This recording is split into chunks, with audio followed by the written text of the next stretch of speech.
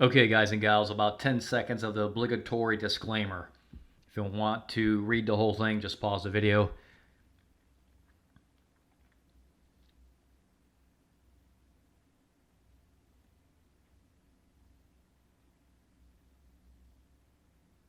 Okay, everybody, let's take a look at the S&P 500 futures, and I'll talk a little bit about the cycles because I know some people want to know about the cycles. Make sure you watch all the videos I put out. Okay, so monitor the YouTube channel because I just put a video out, I think yesterday or the day before, that I talked about the cycles. So you can go back and watch that too. But I'll cover it here in this video. We'll talk about the new certainty rate. For those that haven't noticed, you can now import this into the TOS platform. Okay, so if you want to know how to do that, I will put a link in the description. There's a video I think I went through and showed everybody how to do this. Okay, or you can do, if you're not on the Discord server, join the Discord server. Okay, and you can go to, I think it's Geddes' Only Posts, I think is the name of the thread. Okay, and the name of the channel, and then there you'll see a little image of how I tell you how to import the this heartbeat script and this heartbeat indicator into the TOS platform. Okay, so make sure you do that. If you're a little lost on all that, just leave a comment in the comment section of this video, and I'll help you out. Okay, let's talk about, first of all, these cycles. So right now these cycles are they still 35 days, somewhere around there? 35 days, yeah. So this cycle ends right here on 6/22, okay? That's what it was projected to end. 6/22, right there. Okay, today is June 16th. So I think I saw on the Discord server somebody saying looks like the cycle low has already hit right there. It's possible. That would be pretty early, but it's possible. Okay, and we'll just see, because we may have to make an adjustment to cycles. It's possible that these cycles need to be adjusted. They could be getting shorter, right? Like that could be a low right there, and that could be a low, and these cycles could just be getting shorter. Okay, but I don't know that yet. All right.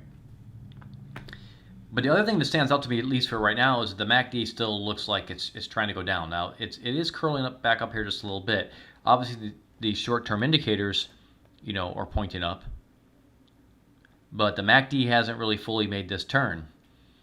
So I don't know what we're going to get here. Are we going to get one of these and then down again? Because that could happen.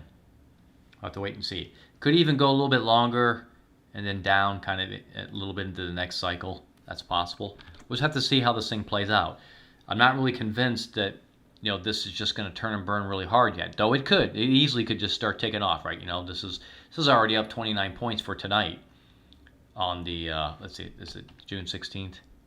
Yeah, for the June 16th session, because remember, futures always trade the night before, but they post their data to the next day. That's why it says June 16th here. Okay, so yeah, this candlestick could definitely go boom, right? Could take off and go up easily, and so could the next day. So we'll just see how that turns out. I mean, this could already be over, but like I said, that MACD, going to keep an eye on it. We'll see what happens. So for now, I'm just going to keep these cycles right where they're at. I'm not going to change them yet. Okay, 6/22 is still the cycle low. Okay, if this thing just starts taking way off and it's kind of going out over here somewhere, you know what I mean, and doesn't come back down at all into there, then we know that this was the cycle low, and I'll make an adjustment to the cycles. Okay, but right now I just don't have enough information to say with confidence that we've already hit the cycle low right here. I've seen this happen before where it ends deep like that, comes up, and then kind of goes like this. It may not get as low as there. It may even go lower. It may not. Okay, and then that ends up being your cycle low, and then it takes off. You follow me? So we'll watch that. So for now, I'm not going to change these cycles. Okay, that's 6/22 on that one. We talked about that. Okay, this one over here is 8/10. That hasn't changed, right? These are still on the daily chart now. This is still 6/22. This is still August 10th. Okay. As soon as I know more about this price action and the way it reacts towards the end of this week, like Friday, okay, because obviously the quad witching, if you will, ends on 617, right? So this day could be a little off. It's possible, definitely possible, and this could be more of the cycle low, which would be not unexpected, I guess is what I want to say. So we're gonna wait to see, right? I'm not gonna change cycles yet because I actually end up doing more harm than good. All right, so that's that. I think I already covered the hourly cycles, but I'll look at them again real quick right here. These are okay. It looks like there was a little bit of behavioral change, but looks pretty good here. Okay, so for now I'll stick with this. June 15th at 5 p.m. Let me switch over to the greater time axis, and then we'll cover just a few of these, and then we'll go back to that data. I'm going to talk about the certainty rate. Okay, let's take a look. Okay, that one ended on 6:15 at 5 p.m. That candlestick right there was 1 p.m. Okay. So what's this one right here? June 19th, 3 p.m. June 19th, 3 p.m., okay?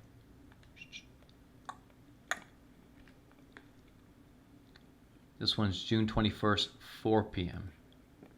June 21, 4 p.m. Supposed to be a 4.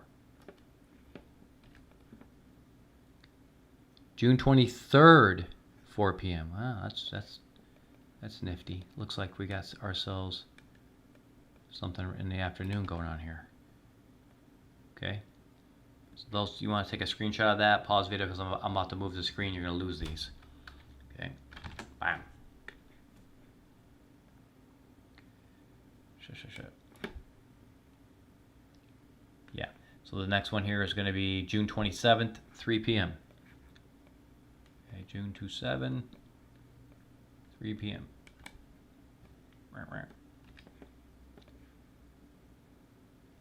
June 29th, 3 p.m. Wow, this is very consistent. 29, 3 per year. Yeah. And we'll do one more here. July 1st, 3:15. July 1st, we'll just call it 3. That's supposed to be a 3. Okay. There you go. That covers the next half of this month. Okay. For the hourly. It's pretty good. Pretty good. All right. Let me set the time frame back to something reasonable, fashionable. Here we go. Okay, so those are your hourly. I'm gonna go back to the daily. We'll talk about the certainty rate. The certainty rate. Oh my gosh. So let's look at this together, guys. This certainty rate it still boggles my mind. It was so accurate this week. Just amazing. So we're talking about this indicator down here. A new indicator I put together called certainty rate. Okay? Call it what you want. I'm calling it certainty rate. I guess I'm just going to stick with that. I was going to change it to heartbeat, but I think there's one already called a heartbeat indicator somewhere out there. We're going to keep it certainty rate or certainty indicator. All right, so check this out.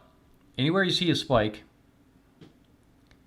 that's where it's in forecasting that would be a change in direction in the price, okay? Now, it may not be exactly on that day because remember, this is forecasting. Sometimes it'll be on the day, a day before. It might even be one day late, but that's okay because you can still trade it, okay? It's going to be on or around the day the price direction happens, okay? So let's take a look at this one right here. This one was on 6-9. So I want you to pay attention to, let me clear the screen. I want you to pay attention to this right here, this little box, because the number is going to change in there, okay? It's going to go from 0 to whatever. So let's go back to this. This was 0, way up here on this candlestick. So if you look down there to certainty rate, you'll see it says 0. That was on June 8th. And that's the time, look at all this. All this junk was going sideways. Okay. The very next day, June 9th, we get first big down candlestick. So certainty rate goes to 12.8. So it's basically saying there's going to be a price change. So you can even see the bump, the little spike right here, right there, and the certainty rate, okay? So it's predicting that there's going to be a change in direction. It's predicting that the direction of the price direction is going to change. It's not going to go sideways anymore. It was pretty obvious it was going to go down. We already had indicators pointing down, right? Both the MACD and the SMI, they're both pointing down. We also had divergence warnings going like crazy. So this one was not too hard to figure out. But yeah, look at that. It nails it, 12.8. Now check this out. That day, that night, right there on 6-9, I took a trade. When the market, because futures market opens up every day at 5 p.m. So unlike stocks, you can only trade intraday, and a few of them you can trade extended hours and overnight, but there's usually not much trading going on. But futures you can trade anytime, 23 hours a day. So I took a position right there on 6-9 the same day. Okay, even though it was the session started at night for the next day, I still traded on 6-9, if that makes any sense, okay? So basically I traded 6-9, but it was applied to this next session, right? So just think about it as if I started trading right at the beginning of this candlestick. Right there. I took like 3 contracts and then the next day, guys, somewhere down in here, like not at the very bottom but kind of close, I sold for $1,500 worth of profit in one day. And I put that video out. If you want to watch, you can go back and look at it. It's a couple videos back, okay? But that's how confident I was about the certainty rate with the other indicators, obviously. They all were saying we're going down. That was a nice $1,500 profit. Now let's check out the next day. So that was that day, 6-9. I took a trade 3 contract trade at night. I sold the next day down in here somewhere. Okay, but look at the certainty rate in that day where I sold. It was 0. Look at the bottom left, 0. Nothing. Certainty rate is not forecasting a change of direction. And sure enough, the next day it just kept going down. But look, which in other words, it was accurate to say there wasn't going to be a change of direction because there wasn't. Next day was a gap down, in fact. It gapped down over the weekend. That was Friday, and then Sunday night it opened up, gap down. I remember talking about it and commenting on the Discord server about it, okay? So check it out. But on that day, at the end of that day now, that night, actually happens at night, look at the certainty rate, 12.7. So it was already forecasting ahead of time that there was going to be another change of direction. Now I ask you, that's June 13th. The certainty rate's telling us the 12.7 is fine. If you want to look at the 12.7, you know, the number does matter. I won't dive into the significance of the value of the number. Just know that that's telling you there's going to be a change in direction of price. It predicted that on June 13th. The next day, the certainty rate comes again. It's even higher, 17.8. And look, you can see down here that it started spiking, right? It started spiking up. And what happened from that on the first day where it came up with 12.7, the next day was 17.8? Sure enough, the change of direction happened. 2 days later, or a day and a half later after that one, and one day later after this one, we had a price direction, a change in price direction. They've started going up. Now, that's amazing, guys, that back here, while we had this big, huge red candlestick, that the certainty rate was already telling us that the price was going to direction of the price was going to change soon, and it did within like a day and a half. That's amazing. Because look at these other indicators at the time. Look at them. They're like right here. They were like right here and right here. They haven't even bottomed yet. But it was already telling us it was going to happen. I know a lot of people say, oh, that was easy enough to tell it was going to happen. No, it wasn't. No, it wasn't. Because I heard plenty of people on the Discord server saying, you think it's still going to go down? In other words, people don't know. They're not sure. They're waiting for it to turn and come up.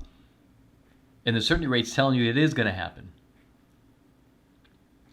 So when you look at all this collectively, of course, it's very helpful to make a trade, right? Right. Actually forecasting a change of direction, and it nailed it. Now, I'm not saying this is going to get it perfectly right every time. Okay, I don't know that. This is a brand new indicator that I just put together. I'm still looking at its data, and I'm still looking at the way that it works synergistically, holistically with the rest of the indicators, and particularly with the candlestick charts, right? But you can go back at any time and look at this thing. Look at this one. This one was way back on June 19th. It predicted a price direction change, and it happened 2 days later. So every time I look at this thing, there did it on May 4th. It predicted a price direction change. The very next day it happened. It's scary. It's scary how good this thing is.